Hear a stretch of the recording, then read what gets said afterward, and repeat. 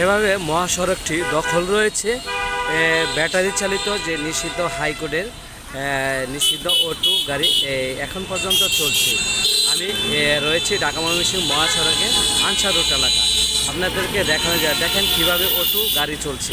অথচ 2 দিন আগেও কিন্তু পুলিশের যে অভিযান, সেই অভিযানে বলা হয়েছে যারা অটো আইনগত ব্যবস্থা নেওয়া হবে। দেখেন এখন পর্যন্ত কিভাবে নিষিদ্ধ অটো গাড়ি কীভাবে চলছে, শত শত গাড়ি।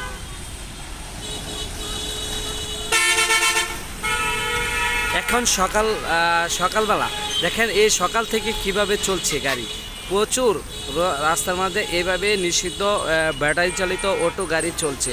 আমি মনে করি পুলিশ প্রশাসন দ্রুত আবারও যে ব্যবস্থা নেওয়া হয়, তাহলেই কিন্তু এই গাড়িটি আবারও বন্ধ হবে।